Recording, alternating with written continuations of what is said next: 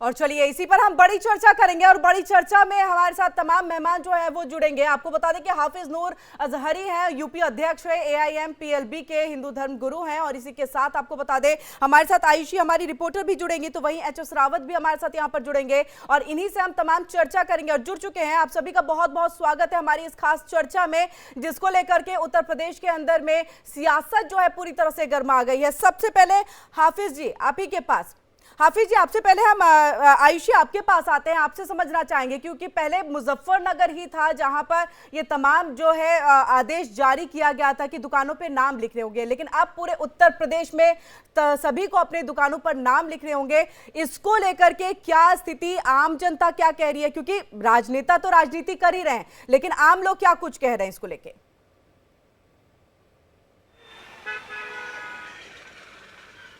आस्था की सूचिता बनाए रखने के लिए यूपी सरकार ने ये फैसला लिया है, जहां पर उन्होंने इस बात का ध्यान रखा है कि अगर कांवड़ यात्री कहीं से गुजर रहे हैं तो उन्हें वो जो फल फूल खा रहे हैं, जो रास्ते में रुक के सामान खाने के लिए खरीद रहे हैं, वो किस दुकान से खरीद रहे हैं, उस दुकानदार का नाम क्या है, ये कांवड़ यात्रियों को सुनिश्चित होना चाहिए, जिसकी वजह से ये फैसला लिया गया है। राजनीति अपनी जगह है, लेकिन हम बात करेंगे उन लोगों से जो फल फूल के दुकान पर अपने रोजमर्रा के रोजगार के लिए अपने ठेले को लगाते हैं और साथ में जो खरीदने आते हैं, दोनों से बात करेंगे। और मैं बता दूं, मैं भी उत्तर प्रदेश के कासगंज में हूं और यहाँ के मार्केट से मैं बात करते हैं, क्योंकि यहाँ से भी कांवड़ यात्रियों का जो काफिला है वो गुजरता है और यहाँ पे रुकते भी हैं कांवड़ यात्री। आपके केले का ठेला है, अब आपको नाम बताना पड़ेगा कि आपका नाम क्या है और इस ठेले के मालिक का नाम क्या है। मेरा नाम तेज सिंह है, मैं खुद मालिक हूँ। खुद मालिक हूँ। अब आपको ये नाम पोस्टर में लगा के अपने ठेले पे चिपकाना भी होगा। लगाएंगे, सब लागू करेंगे तो हम भी करेंगे, जैसे और भी ठेले वाले लागू करें तो हम भी करेंगे। कोई दिक्कत नहीं है? कोई दिक्कत नहीं है। आप इस फैसले को कैसे देखते हैं? सही है फैसला, कोई दिक्कत नहीं है हमें। कोई दिक्कत नहीं। चलिए, आपके गोलगप्पे का यहाँ पे ठेला है? मेरा है। क्या नाम है आपका? जितेंद्र। जितेंद्र जी, यहाँ पे कोई नाम नहीं दिया है आपने गोलगप्पे के ठेले का, अब देना पड़ेगा आपका नाम। देंगे? हाँ बिल्कुल देंगे। कोई दिक्कत नहीं? कोई दिक्कत नहीं। क्या लगता है ये फैसला क्यों लिया गया है? सही है फैसला। सही है फैसला। चलिए, तो अब आप यहाँ पे अपने नाम के साथ यहाँ पे बैनर चिपकाएंगे? लगा देंगे।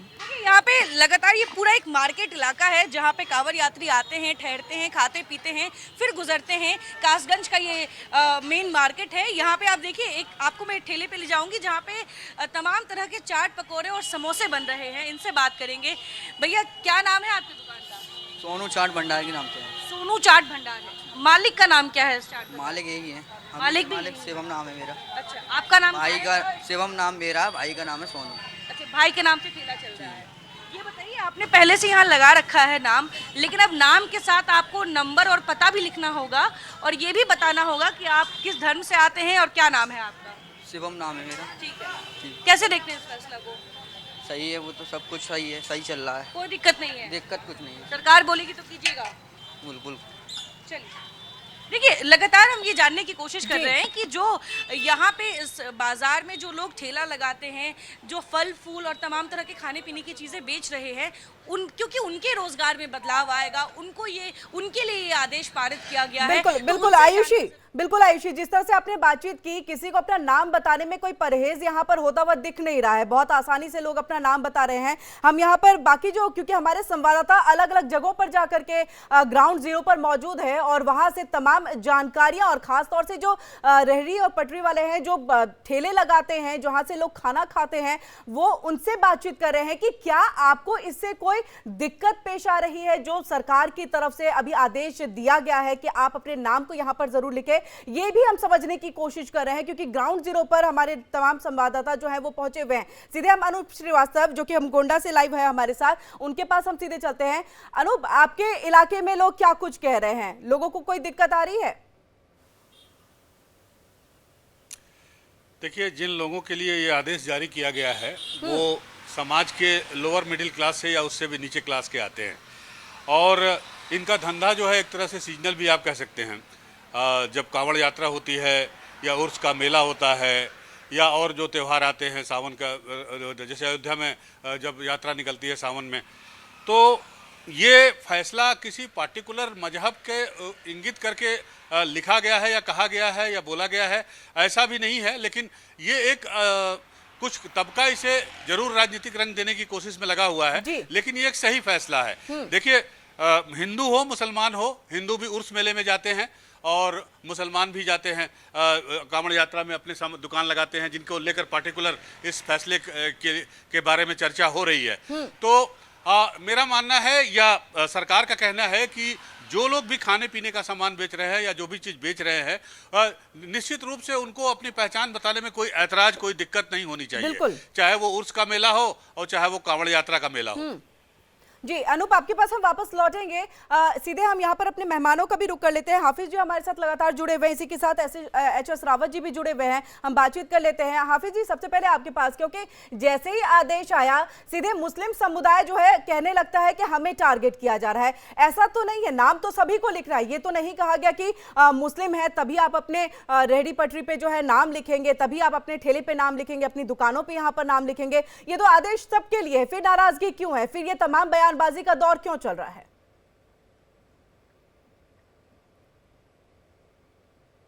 जानते हैं जी हाफिज जी, आवाज पहुंच रही है? राजनीति आ रही है आवाज जी, मेरी आवाज आ रही है? जी आ रही है, बोलिए।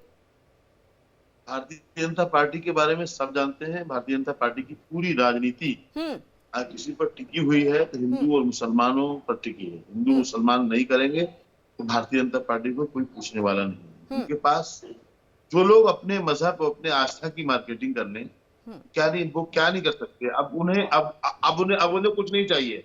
अब वो सीधे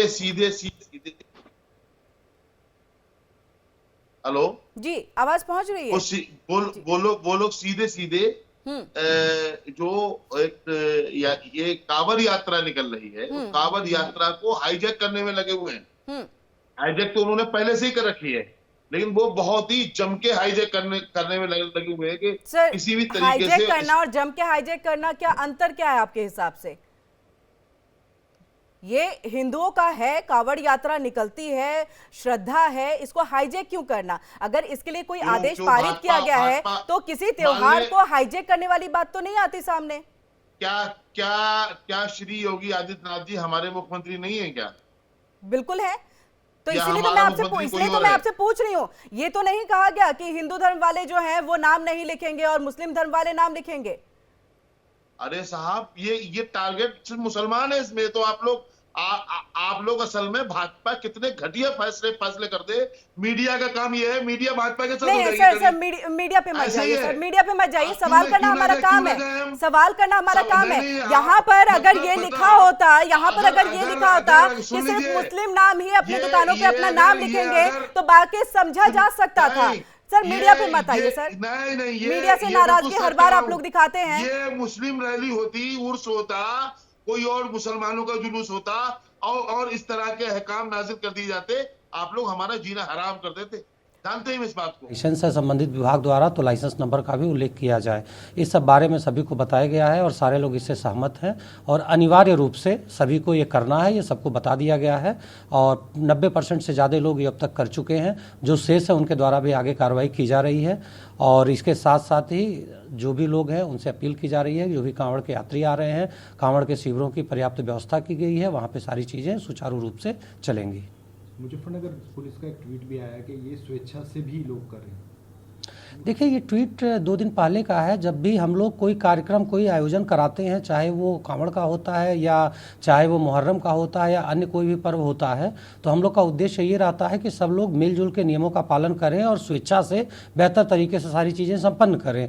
इसी के क्रम में ये कहा गया था, लेकिन स्वेच्छा से कहने का ये मतलब है जो लोग समझदार हैं, जो लोग करना चाहते हैं, जानबूझ के कोई नियमों का पालन नहीं करेगा तो उससे करवाया जाएगा। और स्वेच्छा कुछ नहीं है, सारी चीज़ें अनिवार्य हैं और सभी को करनी है। मेनली कौन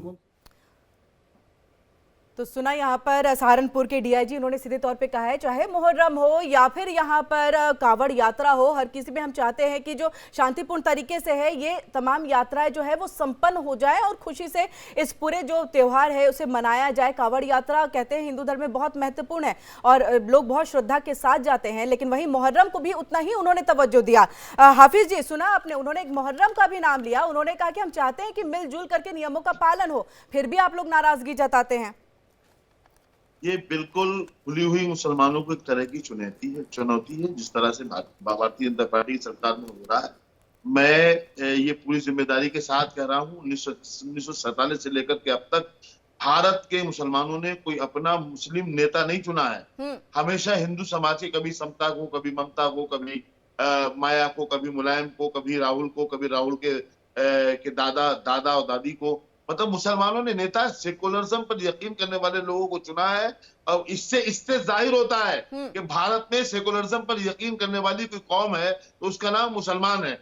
अब मुसलमान को टारगेट सिर्फ राजनीतिक बदला लेने के लिए किया जा रहा है। ठीक है, एच.एस.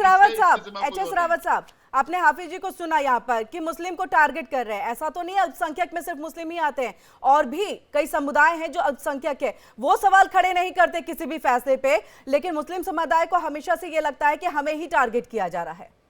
देखिए, एक कहावत है ना, चोर की दाढ़ी में तिनका होता है, यानी अपने ऊपर खामा खा के ले लेना, अपने ऊपर ही बातों को समझ लेना। अब मैं बताना चाहता हूं कि जब रमजान का महीना होता है उस समय फतवा जारी होता है कि भाई काफिरों की दुकान से ना सामान मत खरीदना। अगर आप काफिरों की दुकानों से यानी हिंदुओं की दुकानों से सामान खरीदोगे तो आप अपवित्र हो जाओगे। अब आपने देखा होगा कितनी बार फ्रूटों के ऊपर थूक लगा देते हैं ऐसे। आपने देखा होगा तंदूर के अंदर रोटी पक रही होती है, उस पर थूक लगा करके सिकाई करते हैं। अभी अहमदाबाद के अंदर, एक मिनट चुप सुन लो ना, चुप सुन लो, मैं नहीं बोला था ना। हाफिज जी सुन लीजिए, आपके वक्त में रावत साहब ने नहीं बोला था, रावत जी ने नहीं बोला था, आप भी सुन लीजिए। आप सुन लो पहले। तो अभी अहमदाबाद के अंदर मैडम क्या हुआ, एक बहुत बड़ा वहां समोसे वाला था, कचौड़ी वाला था, उसके यहाँ पर वहां की फूड कॉर्पोरेशन के इंस्पेक्टर ने वहां पर दबिश दी, पूरी टीम ने। वहां पर देखा गया कि समोसे के अंदर वो बीफ मिला करके बेच रहा था और उसको हिंदू भी खा रहे थे, उसको अरेस्ट कर लिया गया। तो अगर आप लोग गोलगप्पे के अंदर नाले का पानी मिलाओगे, फ्रूट के अंदर थूक लगाओगे, सब्जी को गंदे नाले में धोकर के आप हिंदुओं को बेचोगे, तो ये हमारी आस्था के साथ खिलवाड़ है और हमारा जो धर्म है वो अपवित्र हो जाता है, हमारा व्रत खराब हो जाता है। नहीं तो रावत साहब, क्या यही सब जो उदाहरण आप दे रहे हैं, इन्हीं उदाहरणों के आधार पर क्या ये फैसला लिया गया है? क्योंकि इसके पहले ये तमाम चीजें नहीं थी, अब जाकर के ये फैसला सामने आया। जब वीडियो वायरल हो रहे हैं सोशल मीडिया, और मीडिया जब हावी होता चला गया है, सोशल मीडिया सारी चीजें दिखा रहा है, तो अवेयरनेस आनी बहुत जरूरी है। पहले तो पता ही नहीं लगता था कि हमें समोसे के अंदर बीफ खिलाया जा रहा है, या गोलगप्पे के अंदर पानी नाले का डाला जा रहा है, या हमारी रोटियों के अंदर जो तंदूर में पकड़ी उन पर थूक डाला जा रहा है, तो हमें पता था। अब जब वो वायरल होने लगे हैं तो फिर सरकार के पास तो कंप्लेंट जाएगी, सरकार लेने के लिए स्वतंत्र है। ठीक है, हमारे साथ तमाम जो संवाददाता है वो भी जुड़े हुए हैं देहरादून से। हमारे साथ यहाँ पर राकेश जी जुड़ चुके हैं, उनसे हम बातचीत कर लेते हैं। राकेश शुक्ला जी, राजेश जी आपके पास हम आएंगे। राजेश जी, आपसे यही कि वहां की जनता क्या सोच रही है, जो अब ये तमाम फैसले लिए गए हैं, बड़े फैसले लिए गए हैं, राजनीति हो रही है, लेकिन जनता क्या सोच रही है, क्योंकि उनके मन को टटोलना बेहद जरूरी हो जाता है। देखिए, ये जो कांवड़ यात्रा शुरू हो रही है, ये जो फैसला है सरकार का, एक तरीके से कह सकते हैं कि जो भक्त हैं या जो तीर्थ यात्री हैं, जो कांवड़ यात्री हैं, उनकी मन भावना के अनुकूल हुई है। क्योंकि कई बार शिकायतें ऐसी आती थी कि कुछ इस तरह की चीजें हो रही हैं रास्ते में, और कई बार वो जो पवित्रता होती है यात्रा की वो भंग हो जाती है, इस तरह के जो घटनाएं होती है उसकी वजह से। तो ये तमाम चीजें हैं जिसको लेकर के ये फैसला लिया गया। मेरे ख्याल से उत्तर प्रदेश सरकार ने भी वही फैसला लिया और उत्तराखंड सरकार ने भी वही सेम फैसला इसलिए लिया कि जो पवित्रता है, जो इस यात्रा की, कांवड़ यात्रा की, सावन महीने की, और जो भक्त हैं, जो भगवान भोले के भक्त हैं, उनकी पवित्रता पर उसमें कहीं कोई अड़चन ना आए, और वो तय कर सके कि कहाँ से फ्रूट खरीदना है, कहाँ से क्या खरीदना है। रास्ते में जो उनका जो व्रत है या जो भी उपवास करते हैं वो भंग ना हो, इसका भी ध्यान रखा गया है, और उनकी भावनाओं का ध्यान रखते हुए। राजेश, आपने बातचीत की है लोगों से, वो खुश हैं इस फैसले से? वो भी यही मान रहे हैं कि हमारी पवित्रता जो है वो भंग हो जाती थी अगर हम... जी बिल्कुल बिल्कुल खुश हैं, क्योंकि देखिए यहाँ पर क्या है, उत्तराखंड में क्या है कि अभी जो सावन है वो 22 तारीख से शुरू होने वाला है, लेकिन उत्तराखंड में एक लोक पर्व होता है यहाँ का, हरेला जिसको कहते हैं, अभी जो 16 तारीख से शुरू हुआ है। तो हरेला पर्व से ही यहाँ शुरुआत हो जाती है सावन की। और जो नीलकंठ महादेव मंदिर है ऋषिकेश के पास या गंगोत्री के पास से, अब लोगों ने गंगा जल भरना शुरू कर दिया है, कांवड़ यात्री वहाँ पहुँचने लगे हैं। तो वो उनमें खुशी है कि वो कम से कम साफ सुथरे रहेंगे, और जो एक पवित्रता है, जो उनका उपवास है, उनका व्रत है, वो किसी तरीके से भंग नहीं होगा, और वो अपने हिसाब से चीज़ों को वो लेकर के रास्ते में जो भी इस्तेमाल करना है उसका इस्तेमाल कर सकेंगे, व्रत त्योहार में अपना उसको ठीक से कर सकेंगे। तो ये उनके लिए तो बहुत अच्छी बात है, और वो खुश भी है। जी ठीक है, हम बाकी मेहमानों का फिर से रुक कर लेते हैं और बाकी संवाददाताओं के पास भी हम यहाँ पर चलेंगे। लेकिन हाफिज जी, आपने यहाँ पर सुना, हम आपको ग्राउंड जीरो की जो सच्चाई है वो दिखा रहे हैं। हमारे संवाददाता अलग अलग जगहों पे, लखनऊ, देहरादून या फिर हम कासगंज की बात करें तो हर जगह पे मौजूद हैं। इवन ग्रेटर नोएडा में भी जो है हमारी संवाददाता वहां पर मौजूद है, उनसे भी हम लगातार बातचीत करेंगे। लेकिन लोग जब खुश है, सबको ये लग रहा है कि कांवड़ यात्रा में अगर ये फैसला लिया गया है तो ये किसी चीज से किसी को दिक्कत नहीं होनी चाहिए, नियमों का पालन हो, उनकी पवित्रता भी बनी रहे, क्योंकि बाबा भोलेनाथ के मंदिर में जाना है, उनकी पूजा अर्चना करनी है, पवित्रता बहुत महत्वपूर्ण हो जाती है। जैसे आप लोगों में भी कई नियम होंगे जिसको आप दरकिनार नहीं कर सकते, वैसे यहाँ पर नियमों को लेकर के अगर ये कुछ नियम सरकार की तरफ से लगाए गए तो नाराजगी मत जाहिर करिए ना, ये कहिए कि हम साथ हैं, हम साथ हैं। लगेगा कि एक भारत होकर के एक आवाज में बोल रहे हैं। आपके संवाददाता जो बोल रहे हैं वो वही बोल रहे हैं जो आप चाह रहे हो।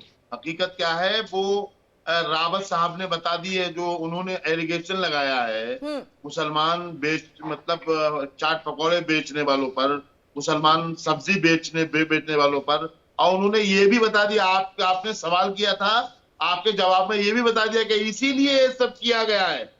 पहले जो कांवड़ यात्री हैं उन्हें ये घर घर जाकर के इन लोगों ने बताया है कि मुसलमान ऐसा करते हैं, मुसलमान ऐसा करते हैं, मुसलमान ऐसा करते हैं। अब आकर के हाफिज जी ये भी सही है, जो सवाल मैंने किया उसी का जवाब दे दिया। रावत जी को सुनकर के संवाददाताओं ने जवाब दे दिया। आपको हर किसी पे अगर इस तरह से शक होने लगे तो कैसे आप रह पाएंगे, कैसे नियमों का पालन होगा, कैसे ये कहते हैं कि हम एक भारत में हैं। सब नजर आ रहा है, दिख नहीं रहा मुहर्रम में अगर हम कलकत्ता की बात कर ले, वेस्ट बंगाल, सुनिए सर हाफिज जी सुनिए, मुहर्रम के वक्त में दुर्गा पूजा जब हो तो दुर्गा पूजा को रोक दिया जाता था विसर्जन का, और उसमें मुहर्रम के तजिए को निकाला जाता था, तब आप लोगों की तरफ से सवाल नहीं खड़े होते थे, फिर यहाँ क्यों खड़े हो रहे हैं? मुहर्रम के दौरान जो पकौड़े बेचने वाले हैं, चाट बेचने वाले हैं, अक्सर हिंदू समाज से है। और कल ही मैं एक रास्ते से गुजर रहा था, मैं अपनी गाड़ी पे था, तो मैंने देखा चारों तरफ चाट पकौड़े बेचने वाले, गोलगप्पे बेचने वाले किसी धर्म के नहीं है, वो लोग हैं, और सिर्फ नाम लिखने के लिए कहा गया है। आप तो बोल रही किसी धर्म के नहीं है, और सरकार उसमें धर्म सर अगर रोजी रोटी में आप धर्म को लेकर के आएंगे, रोजी रोटी में किस बात का धर्म, रोजी रोटी में धर्म क्यों लेकर के आ रहे हैं? सरकार तो डोल रही है, ये जो सरकार ने सर सरकार ने सिर्फ नाम लिखने के लिए कहा है। आप अपने घर के सामने नेम प्लेट लगाते हैं ना, घर के सामने सर नेम प्लेट लगाते हैं ना, क्यों लगाते हैं? हिम्मत है हाफिज जी इसका जवाब दे दीजिए सर, लॉजिकली बात करिए सर, लॉजिकली बात करिए, इसका जवाब दीजिए। घर के सामने नेम प्लेट लगाते हैं ना, जब उसमें आपको कोई आपत्ति नहीं है तो फिर इसमें क्यों आपत्ति हो रही है? क्यों? क्योंकि ये सरकार के दिया हुआ फैसला है, सरकार ने आदेश दिया है। मान लेंगे हम आपसे कुछ कहना चाह रहे हैं, आपसे कुछ कहना चाह रहे हैं। आपने इतने छोटे स्तर से इसकी शुरुआत की है, ठेले वाले, केले से बेचने वाले, चाट पकौड़े वाले, जरा जाइए अलकबीर की जांच आप करिए ना। वो लोग नाम छिपाए हुए हैं, तेलंगाना में उनका बहुत बड़ा बूचड़खाना चल रहा है। आप जाइए अरेबियन एक्सपोर्ट पर की जांच आप कर लीजिए। आप अन्नूर को देख लीजिए, मुसलमानों के नाम से मालिक हिंदू हैं और मुसलमानों के नाम से चला रहे हैं, बीफ बेच रहे हैं। और ये सभी पार्टियां, भारतीय जनता पार्टी से लेकर के उत्तर प्रदेश की बात कर रहे हैं अभी, उनसे ले रहे, चंदा ले रहे हैं। ठीक है रावत साहब हम चाहेंगे इसका आप जवाब दे। ये कहना कि नाम लिखने क्यों दिया जा रहा है, और जो हमारे संवाददाता भी बोल रहे हैं वो सब आपकी भाषा बोल रहे हैं यहाँ पर। देखिए ये नूर साहब बड़े विद्वान आदमी हैं और इनको इस तरह की हल्की बातें बोलना मुझे लगता है शोभा नहीं देता है। जो ये बात कर रहे हैं बीफ वाले हिंदू हैं, ये लाइसेंस बताने की जरूरत नहीं है। इसके लिए तो जिम्मेवार कांग्रेस सरकार है ना, कोई भारतीय जनता पार्टी ने तो दिए नहीं। और जो बूचड़ खाने जो चल रहे थे उसमें भी कहीं कांग्रेस का और समाजवादी पार्टी का रोल रहा है। इसलिए हकीकत को तो आप नहीं छिपा सकते ना नूर साहब। ये तो पता है ना, क्या आपके जो आप ओला के अंदर बैठो, चाहे आप उबर के अंदर बैठो, और चाहे आप एसी वाले को मैकेनिक को बुलाओ, तो पहले नाम लिखा आता है राजेश, और जब पेमेंट करते हैं तो लिखा आता है तो नूर हाफिज। जब लिखा आता है ओला का ड्राइवर लिखा हुआ आता है इरफान, तो फिर आदमी को एक सदमा लगता है कि भाई ऊपर तो लिखा हुआ है राजेश और इरफान को मैं पेमेंट क्यों कर रहा हूं। आप लोग क्यों नाम छिपा करके बिजनेस कर रहे हो? जब अगर आपको अपने दम अपनी ही ताकत के भरोसा नहीं है, आप हिंदू नाम इस्तेमाल कर रहे हो। आपने ढाबे जो रोड के ऊपर बना रखे हैं, वैष्णो ढाबा, पता चलता है कि वैष्णो ढाबे का मालिक तो वहां पर शहजाद है। तो ऐसे कैसे काम चलेगा ना? आप पब्लिक को मूर्ख बना रहे हो, आप किसी की भावनाओं से खेल रहे हो। ये उचित नहीं है। किसी की भावना से खेलना, उसके धर्म के साथ खेलना, उसकी आस्था के साथ खेलना अच्छा नहीं है। सरकार ने एक बहुत अच्छा फैसला लिया है कि अगर आप हाईवे पे कोई ढाबा है, आपको रेडी तो कुछ भी लगाते हो, अपना नाम लिखो, जिसको लेना होगा वो लेगा, नहीं लेना होगा तो नहीं लेगा। तो आप छिपा कर जो बिजनेस कर रहे हो, यानी आपने हिंदुओं के साथ में दोहरी बातें करके, उनके साथ बुरा बर्ताव करके, उनके धर्म को भ्रष्ट करने का काम करते ही क्यों? आप अपना, आपको लगता है, अभी देखिए बरेली से देवबंद से कितनी जगह से रमजान के अंदर आपके फतवारी हो जाते हैं कि भाई हिंदुओं की दुकानों से सामान मत खरीदना, नहीं तो आपका रोजा अपवित्र हो जाएगा। ठीक है, हम सीधे यहाँ पर आयुषी का रुख कर लेते हैं। तो लगातार जो हमारे संवाददाता वगैरह हैं वो अधिकारियों से भी बातचीत कर रहे हैं, पुलिस अधिकारी, क्योंकि उनके ऊपर जिम्मेदारी बहुत ज़्यादा है कि पूरी तरह से व्यवस्था जो है वो सही यहाँ पर बनी रहे। और आयुषी का हम सीधे रुक कर लेते हैं। आयुषी, आपने इससे पहले जो है वहाँ के लोगों से बातचीत की थी, हमने देखा था कि आपने नाम पूछा, उन्होंने बेझिझक जो है अपना नाम बताया था। और भी हम चाहेंगे कुछ लोगों से आप बातचीत करते हुए ये बताएं कि जो बात यहाँ पर हाफिज जी कह रहे हैं, या जो बातें जो है लगातार ऑपोजिशन की तरफ से उठाई जा रही हैं कि ये सिर्फ एक तरह से माहौल बिगाड़ने वाला फैसला जो है वो दिया गया है, इसको लेकर के क्या लोग मान रहे हैं, क्या सोच रहे हैं? एक बार फिर से हम लोगों की बातें जो है सुनाते हैं आपके जरिए। जी किरण, समस्या यही है कि अगर सरकार किसी नियम के अनुसार पारदर्शिता लाना चाहती है खरीदार और दुकानदार के बीच, तो उसको मजहब के नाम दे दिया जाता है। और ऐसे में सिर्फ सावन के महीने में ही क्यों, साल भर क्यों ना, अगर खरीदार ये जानना चाहता है कि आखिर उसके दुकान का असली मालिक कौन है, किस मजहब से आता है, और उस दुकान से उन्हें क्या खरीद के खाना है, चाहे वो सेवैया हो, चाहे वो बिरयानी हो, चाहे वो फल हो, कोई भी चीज हो, तो वो अपनी स्वेच्छा से खरीद सकता है। तो कहीं ना कहीं यूपी सरकार द्वारा जो ये फैसला लिया गया है वो पारदर्शिता लाने के लिए लिया गया है, लेकिन इसको मजहब का एंगल बखूबी दिया जा रहा है। और ऐसे में हम जमीन पर उन लोगों से बात करते हैं जिनके लिए ये फैसला लिया गया है। क्या नाम है काका आपका? राधेश्याम। राधेश्याम, राधेश्याम जी, बैनर पोस्टर लगाना पड़ेगा अपने नाम का अब आपको। बिल्कुल, अभी फट गया है, अब लगा दूंगा। अब लगा देंगे? हाँ। कोई दिक्कत है इस फैसले से? मुझे कोई दिक्कत नहीं। कोई दिक्कत नहीं? कोई दिक्कत नहीं। क्या लगता है सरकार क्या सोच के ये फैसला लाई है? सरकार तो अच्छा कर रही है, अच्छा कर रही है, वो कुछ सोच के लाई होगी ना ये फैसला। हाँ बिल्कुल। और क्या लगता है आपको? हमें तो अच्छा लगता है, वही अच्छा हम बताएं। चलिए ठीक है, देखिए इनका साफ कहना है अच्छा लगता है। कुछ ग्राहक हैं, उनसे भी बात करेंगे। भैया भागी नहीं, आप ही लोगों के लिए फैसला आया है। अब आप किसी भी दुकान पे जाइएगा सामान खरीदने खाने का, तो आपको पता होगा दुकानदार का नाम क्या है, किस मजहब से आता है, कहाँ रहता है और उसका फोन नंबर क्या है। क्या आपको इससे आपत्ति है? फोन नंबर क्या इस पे लिखा हुआ है, क्या नाम इस पे लिखा हुआ है? ठीक है, ठीक है, ठीक है। आयुषी, आप लगातार यहाँ पर बातचीत करते रहिए, हम जानना भी चाहेंगे कि ग्राउंड जीरो पे लोग यहाँ पर क्या सोच रहे हैं। फिलहाल आप सब हमारे साथ जुड़े रहिए, आगे भी इस चर्चा को हम जारी रखेंगे, लेकिन फिलहाल यहाँ हम एक छोटे से ब्रेक के लिए रुक रहे हैं। ब्रेक के बाद भी लगातार हम इसी पर चर्चा अपनी जारी रखेंगे, बातचीत करेंगे, समझने की कोशिश करेंगे इस फैसले को लेकर के आखिरकार एक समुदाय जो है वो हमेशा नाराज क्यों हो जाता है।